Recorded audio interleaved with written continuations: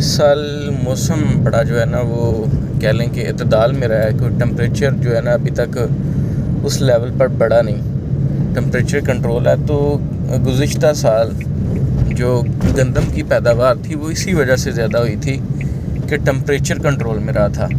تو امید کرتے ہیں کہ اس سال بھی جو ہے نا گندم کی پیداوار وہ بہت اچھی رہے گی. لیکن دوسری طرف ہماری جو حکومت ہے, پنجاب حکومت نے, انہوں نے تو کسان کش جو ہے وہ فیصلے کر رکھے ہیں. گندم کی خود خریداری کرنے کی بجائے مارکیٹ میں انہوں نے کسانوں کے احتسال کے لیے لوگوں کو اوپن چھوڑ دیا ہے. گزشتہ سال یہ ڈھونڈ کر گندم جو ہے نا اس کی خریداری کر رہے تھے. اس سال جو ہے نا وہ گندم کی طرف منہ نہیں کر رہا. لوگوں کو یہ نہیں سمجھ آ رہی کہ گندم ہم کہاں بیچیں گے, کون خریدے گا, کون ہمیں مطلب کہ کیش پیسہ دے گا ہماری اس گندم کی فصل کا.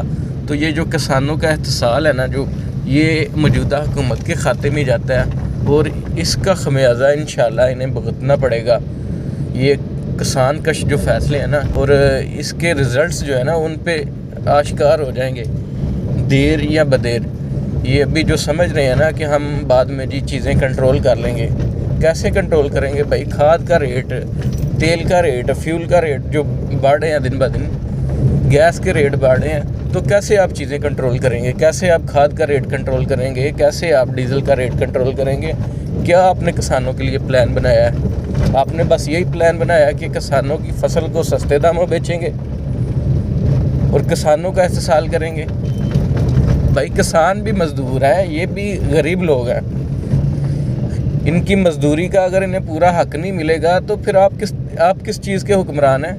آپ تو کوئی مطلب کہہ لیں کہ کوئی اچھے حکمران ثابت نہیں ہو رہے. تو میرے خیال سے آپ کی حکومت میں بیٹھے, بلکہ حکومتی بینچوں میں بیٹھے آپ کے MNAs, MPAs جو ہیں وہ بھی یہی کہہ رہے ہیں کہ بھائی کسان کا احتسال بند کرو.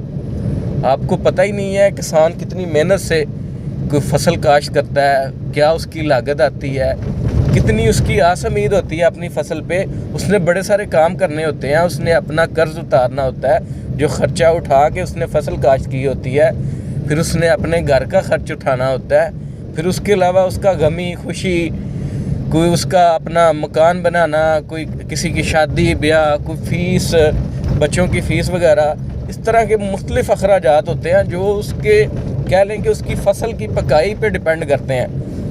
تو ان کسانوں کا جو احتسال آپ نے کیا ہے, یہ کسانوں کے ساتھ جو ہے نا بڑا ظلم کیا آپ نے, اور اس کا آپ کو اس دنیا میں بھی خمیازہ بھگتنا پڑے گا اور انشاءاللہ آخرت میں بھی آپ کو پتہ چلے گا کہ یہ مزدوروں کے ساتھ کیا ظلم ہو رہا ہے.